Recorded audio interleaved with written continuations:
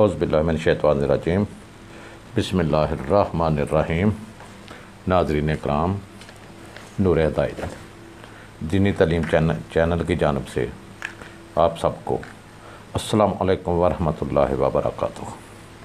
मोहतरम नाज़रीन इकराम, अल्लाह रब्बुल इज़्ज़त ने सफ़ीउल्लाह, खलीलुल्लाह, ज़बीउल्लाह, कलीमुल्लाह, रूहुल्लाह जैसे बहुत से ही अलकाब के साथ अपने प्यारे नबियों, पैगंबरों और रसूल अलैहिस्सलाम को इस दुनिया में भेजा, लेकिन वो किसी का तालब नहीं हुआ, वो मतलूब ही रहा। जितने भी 1,24,000 पैगंबर कमोबेश इस दुनिया फ़ानी में आए, वो सब का मतलूब रहा, किसी का तालब नहीं हुआ, मगर एक ऐसी हस्ती जिसको उसने इस दुनिया में भेजा और फरमाया कि तुम ना सफ़ीउल्लाह हो, ना खलीलुल्लाह हो, ना ज़बीउल्लाह हो, ना कलीमुल्लाह हो, ना रूहुल्लाह हो, तुम महबूबुल्लाह हो, यानी कि तुम अल्लाह के महबूब हो, यानी अल्लाह तुम्हारा तालब है, तुम अल्लाह के मतलूब हो। माशाअल्लाह, सुभान अल्लाह। ये इतनी शान वाली, इतनी कदर वाली, इतनी फ़जीलत वाली उस प्यारी हस्ती का नाम हज़रत मोहम्मद सल्लल्लाहु अलैहि वसल्लम है। तो नाज़रीन इकराम, जिसका अल्लाह तालब हो और प्यारा मेरा आका महबूब हो, तो वो बहुत बुलंद हस्ती वाली, वो शान वाली, वो बहुत ज़ाते किब्रिया है, वो है मेरे आका हज़रत मोहम्मद सल्लल्लाहु अलैहि वसल्लम की। तो जिनका तालब मेरा प्यारा हो, मेरा सोहना हो, अल्लाह का महबूब जिनका तालब हो, जिनका तालब अल्लाह हो, वो मतलूब किसी का तालब हो, तो वो हस्तियाँ कितनी फ़जीलत वाली होंगी, कितनी बरकत वाली होंगी, कितनी अज़मत वाली होंगी। और वो कौन सी हस्तियाँ हैं? वो है अहले बैत। अल्लाह रब्बुल इज़्ज़त कुरान मजीद फ़ुरक़ान हमीद में वाज़िया फ़रमाते हैं कि जिसने मुझसे मोहब्बत करनी है, मेरे प्यारे महबूब सल्लल्लाहु अलैहि वसल्लम से मोहब्बत करो, उसको राज़ी कर लो, तो मुझसे मोहब्बत होगी। जिसने उससे दुश्मनी की, जिसने उससे बुग़्ज़ रखा, उसने मुझसे दुश्मनी की, उसने मुझसे बुग़्ज़ रखा, तो मेरे आका नामदार, मेरे शहंशाह दो आलम हज़रत मोहम्मद सल्लल्लाहु अलैहि वसल्लम का इरशाद ग्रामी है कि जिसने मुझसे मोहब्बत करनी है, अहले बैत से मोहब्बत करो। जिसने अहले बैत से दुश्मनी की, वो मेरा दुश्मन है। जिसने अहले बैत से बुग़्ज़ किया, उसने मुझसे बुग़्ज़ किया, तो वो कितनी शान वाले, अज़मत वाली वो हस्तियाँ हैं जो अहले बैत हैं। माशाअल्लाह, इनकी शान, इनकी कदर, इनकी अज़मत, इनकी फ़जीलत मेरा वो सोना रब्बुल इज़्ज़त या उसके प्यारे महबूब हज़रत मोहम्मद सल्लल्लाहु अलैहि वसल्लम ही जानते हैं। हम नहीं जान सकते, हम इनकी तह तक नहीं पहुंच सकते। लेकिन अफ़सोस, सद अफ़सोस कि आज हमारे इस मुल्क में ऐसे नाम नहाद जो पैसे के पुजारी, जजीजियत के वकील नमूदार हो चुके हैं, यो इनकी अज़मत व फ़जीलत जानने के बावजूद भी वो किस डगर पर चल रहे हैं, आइए पहले मैं आपको एक छोटा सा क्लिप दिखाता हूँ, उसके बाद फिर आगे डिस्कस करते। मदीना मुनव्वरा में लोगों ने यजीद की बैत तोड़ना शुरू की। तो ये है अबू याहिया नूरपुरी। ये वाक़या हिरा को इस कदर झूठा और मनगढ़ंत करार दे रहा है, ये अपने बड़ों को इस तरीके से बचा रहा है कि ना इसके पास कोई दलील है, ना इसके पास कोई सबूत है कि वो वाक़या हिरा को कैसे जी झूठा करार दे। 3 दिन मस्जिद नबवी में घोड़े बांधे गए, ये उसको भी झूठ कह रहा है। तो मैं इससे पूछता हूँ, अगर घोड़े नहीं बांधे गए तो 3 दिन मस्जिद नबवी में अज़ान क्यों नहीं हुई, नमाज क्यों नहीं हुई? ये जो कुंवारी लड़कियों के साथ ज़िना किया गया, 3 दिन यजीद लुआन ने उनको हलाल करार दे दिया गया, उनको भी नहीं मानता। ये 700 सहाबा और 10,000 के करीब तबाईन बच्चे औरतों के जो कत्ल हुए, ये उनको भी नहीं मानता। ये किसी बात को नहीं मानता। ये कहता है कि उन पर इल्ज़ाम क्यों लगाया गया है। वाक़यात वो जो हमने कहा ना 3 झूठ जो हैं वाक़या हर्रा के बारे में बड़े मशहूर हैं। और वो क्यों घड़े गए हैं? वो घड़े इसलिए गए हैं कि इस वाक़े को ऐसा बनाकर पेश किया जाए कि लोग जो हैं वो दुश्मन बन जाएं कि वो जी इसने ये कर दिया, उसने वो कर दिया। तौबा तौबा, नऊज़ुबिल्लाह। नूरपुरी साहब लोग किसके दुश्मन बनाने थे? वो तो पहले ही ख़ानदान नबूवत के दुश्मन हैं। आप उनका बैकग्राउंड तो चेक करें अपने बड़ों का। आपके बड़ों ने ख़ानदान नबूवत के साथ क्या किया है? अबू सुफियान ने क्या किया? भाई हिंदा ने क्या किया? ये वही है ना आपके बड़े, यजीद के बड़े, ये वही हैं।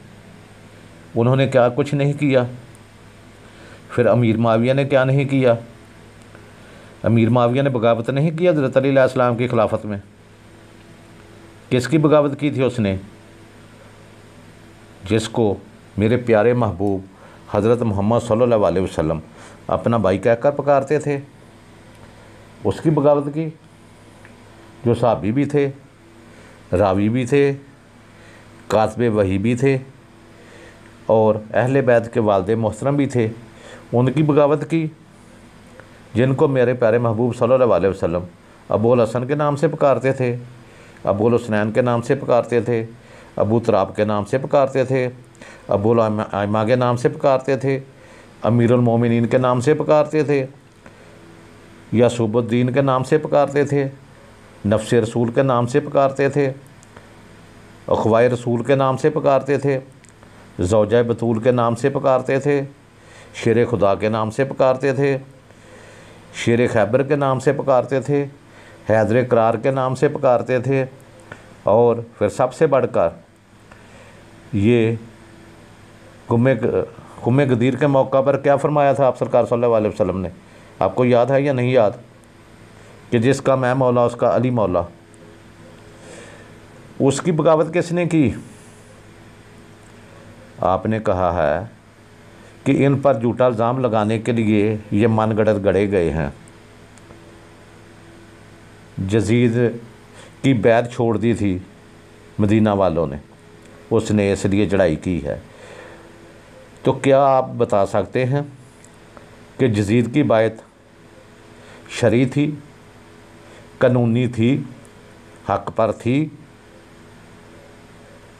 अगर ये सब कुछ है तो फिर हज़रत इमाम हुसैन अलैहिस्सलाम रज़ी अल्लाह ताला अन्हो ने यजीद की बैत क्यों नहीं की? जो हक पर थी, कानूनी थी, उन्होंने उनकी बैत क्यों नहीं की? क्या अमाविया का इक़्तिदार कानूनी था? बताएं, इसका जवाब दें। इसका मैं और पूरी कौम आपसे जवाब लेगी और हर तरीके से लेगी। आप इसका जवाब दें। और फिर आपने बहुत कुछ फरमाया, बहुत कुछ कहा मैं आपको किन अल्फाज से याद करूं? मेरे पास वो अलकाब ही नहीं है जो अलकाब मैं आपको दूं। इसलिए कि आपको मैं इतना बता देता हूं कि इमाम आज़म हज़रत अबू हनीफ़ा रज़ी अल्लाह तआला अन्हु ने तेरे बड़े को यज़ीद को काफ़र नहीं कहा और नहीं लिखा। उन्होंने क्यों नहीं कहा? सब इस चीज़ पर, इस बात पर इतराज़ भी करते हैं कि जो अहले सुन्नत के इमाम आज़म हैं, मानते तो हम सबको हैं, लेकिन वो उनको इमाम आज़म कहते हैं, उन्होंने यज़ीद को काफ़र नहीं कहा, इसलिए यज़ीद काफ़र नहीं है। ये कम सोच, कम अक्ल लोगों, गौर से सोचो। यज़ीद को काफ़र ना कहना भी उनकी एक हिकमत थी। वो ये थी कि हर काफ़र शराबी नहीं होता, हर काफ़र ज़नाई नहीं होता, हर काफ़र कज़ाब नहीं होता, हर काफ़र ज़ालिम नहीं होता, हर काफ़र हलाल को हराम और हराम को हलाल करने वाला नहीं होता। मगर आपके यज़ीद लानती लुऐन में ये तमाम खूबियाँ थीं। वो शराबी भी था, ज़नाई भी था, झूठा कज़ाब भी था, वो हराम को हलाल करने वाला भी था, वो बहन और फूफी को हलाल करार देने वाला भी था। उसमें कौन सी ऐसी खामी थी जो नहीं थी?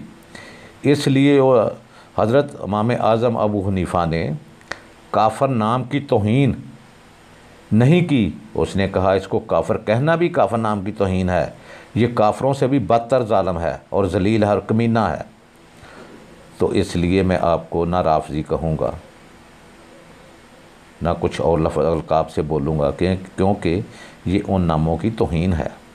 मैं आपसे सिर्फ़ गारे हिरा के पूरे वाक़या की जवाब नहीं लूँगा, सिर्फ़ एक हदीस का जवाब लूँगा जो आपने ही बयान की है।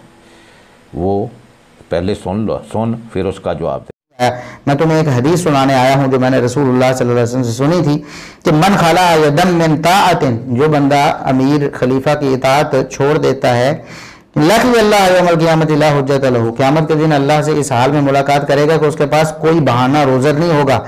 वमम माता वली सफ़ी ओनू की ही बैअतुन, और जो शख्स फौत हो गया इस हाल में कि उसकी गर्दन में बैत नहीं है, यानी बैत उसने तोड़ी हुई है, बैत नहीं की हुई, तो माता मीततन जाहिलियतन, वो जाहिलियत की मौत मरेगा। ओ कमीने, अब बता, जवाब दे इस हदीस के मुताबिक। तौबा नऊज़ बिल्लाह, हदीस मुबारका झूठी नहीं हो सकती, मगर या तो यज़ीद की बैत को कानूनी करार दे और हज़रत इमाम हुसैन अलैहिस्सलाम ने बैत नहीं की, उनकी मौत को जहलियत की मौत बना, या फिर हज़रत इमाम हुसैन अलैहिस्सलाम को हक़ पर साबित कर और यज़ीद लानती को कज़ाब और झूठा कह और ये बता लोगों को कि उसने ये खिलाफत धोखा, दगेबाजी और हज़रत इमाम हसन अलैहिस्सलाम को उसके बाप ने जहर दिलवा कर हासिल की है। ये आपको बताना पड़ेगा, वरना ये कौम शायद आपको कुछ ना कहे, लेकिन अल्लाह रब्बुल इज़्ज़त आपको इस दुनिया में भी ज़लील ख्वार करेंगे और आखिरत में तो आपके लिए बहुत बड़ा अज़ाब होगा, क्योंकि आप किस को जहलियत की मौत करार दे रहे हैं। फिर आप बंदर की तरह चालबाजियाँ भी कर रहे हैं, अपने आप का दफा भी कर रहे हैं। क्यों ऐसा क्यों कर रहे हैं? जबकि हज़रत इमाम हुसैन अलैहिस्सलाम ने बैत की ही नहीं, तो फिर आपको उनके हक़ में बोलने का किसने हक़ दिया है? ये आप क्या कह रहे हैं कि वो हक़ पर थे? अगर वो हक़ पर था, वो हक़ पर थे, तो आपका बड़ा यज़ीद का हक़ पर कैसे आ गया? उसकी बैत हक़ पर कैसे आ गई? उसकी खिलाफत हक पर कैसे आ गई ये आपको बताना पड़ेगा। और ये कैसी आप अटकलियाँ खेल रहे हैं, कैसा यू टर्न ले रहे हैं अपने दफा में, ये बंदर जैसी कैसी चलाकियाँ और लूंबड़ जैसी कैसी मकारियाँ हैं आप में, क्योंकि आप हाफ़िज़ कुरान हैं। इसलिए हाफ़िज़ कुरान उस फ़ौज में भी बहुत थे, और वो जो फतवा देने वाले मुफ्ती थे वो भी उसी फ़ौज में थे, वो भी आपके ही बड़े थे। आप जैसे ही हाफ़िज़ कुरान थे, आप जैसे ही फतवा देने वाले थे, जिन्होंने हज़रत इमाम हुसैन अलैहिस्सलाम को तौबा नौज़ बिल्लाह वाजिबुल कत्ल करार दिया था, वो कौन थे? वो आपके ही बड़े थे, जिनका आप दफ़ा कर रहे हैं, और आपका ऐसे दफ़ा करने से उनका दफ़ा नहीं होगा। अल्लाह रब्बुल इज़्ज़त की कसम, वो जलील हैं, जलील हैं, जलील हैं। सैयदना हुसैन रज़ी अल्लाह अन्हु कतन किसी के खिलाफ खुरूज करके या बगावत करके नहीं जा रहे थे। कूफियों ने बुलाया था कि आप हमारे पास तशरीफ़ लाएं, आप उनके पास जा रहे थे। वो यही समझे कि मैं इनको कुछ समझाऊंगा, कि मेरी वजह से इनका कुछ भला फ़ायदा होगा। ये सुनी है इसकी बकवासबाजी। पहले जहलियत की मौत दे रहा है और अब ये बता रहा है वो कूफियों के कहने पर जा रहे थे, कोई खरूज करके नहीं जा रहे थे, कोई बागी नहीं थे, कोई खारजी नहीं थे। ये इसका दोगलापन है, ये इसकी पलीसी दोगली है। तो इससे पूछना चाहिए। और नूरपुरी, मैं आपसे पूछ रहा हूँ कि इसके बारे में आपका क्या जवाब है? पहले आप उनको जहलियत की मौत दे रहे हैं, अब आप उनको खारजी भी नहीं कह रहे, उनको बागी भी नहीं कह रहे, फिर उन्होंने बैत क्यों नहीं की? इसका जवाब है आपके पास? अगर मैं पूरे वाक़या हिरा के आपसे जवाब लूँ तो ये बहुत लंबी हो जाएगी, इसलिए मैं सिर्फ यही जवाब ले रहा हूँ। और फिर आप यजीद की बैत को भी हक कह रहे हैं, ये आप ही कह रहे हैं। ये सुन कि खबरदार, ये तुमने यजीद की जो बैत की थी, ये अल्लाह और रसूल की बैत की थी, तुम्हें कतन इख्तियार नहीं कि अल्लाह और उसके रसूल की बैत तोड़ो। अगर तुम अल्लाह और उसके रसूल की बैत तोड़ोगे तो तुम अल्लाह और उसके रसूल के बागी और नाफरमान शुमार हो जाओ। ये अल्लाह और उसके रसूल से बदआह भी होगी तुम्हारी। इससे तो आप मुकम्मल तौर पर यजीद को हक पर कह रहे हैं, वो हक पर है, और दूसरे सारे उसकी बैत तोड़ रहे हैं। तो इसके बारे में जो मैं बार बार आपसे यही एक सवाल कर रहा हूँ कि हज़रत इमाम हुसैन अलैहिस्सलाम के बारे में आप मुझे बताएं कि वो हक पर थे या यजीद हक पर था। इसके बारे में आप जवाब दें। अगर ना देंगे तो फिर देखा जाएगा। इतना मैं आपको बता दूं कि आपसे वो गोरकान का लड़का बहुत अच्छा है, जिसने अपने बाप को गाली नहीं निकलवाने दी। वो मैं आपको बता दूं, सुन लो, कि गोरकान ने मरते वक्त अपने बेटे को कहा कि ऐ बेटे, मैंने सारी ज़िंदगी मुर्दों से कफ़न छीने हैं, कब्र से कफ़न निकाल लिए हैं, हर कोई मुझे बहुत बुरे अल्फाज में याद करता है, तो मैं मरने वाला हूँ, मरने के बाद मुझे अच्छे लफ्ज़ों में याद करें, यही मैं आपसे उम्मीद करता हूँ। तो उसने कहा ठीक है। गोरकान मर गया तो उसके बेटे ने क्या किया, कफ़न भी निकालना और उसके बाद एक लकड़ का किला उसने उसके मुंह में ठोंक देना मुर्दे के। जब लोगों को पता चला तो उन्होंने कहा कि गोरकान पहला बहुत अच्छा था, ये तो बहुत बगैरत किस्म का आदमी आया है, कफ़न भी ले जाता है और किला भी दे जाता है, तो आप उससे भी बहुत बदतर हैं। आपके वालिदैन तो हो सकता है बहुत अच्छे हों, और आपकी इन बातों से, आपकी इन क्लिप्स से आपके वालिदैन को कोई अच्छा नहीं कह रहा, आपके वालिदैन को गालियाँ ही देंगे सब। तो खुदारा अपने वालिदैन के बारे में सोच ले, उनको कुछ अच्छे अल्फाज से याद करे। लेकिन जब आप जैसी औलाद पैदा हो जाए तो फिर कोई अच्छे लफ्ज़ों से याद नहीं करता। तो उम्मीद है कि इसका आप जल्दी जवाब देंगे। तो नाज़रीन कराम,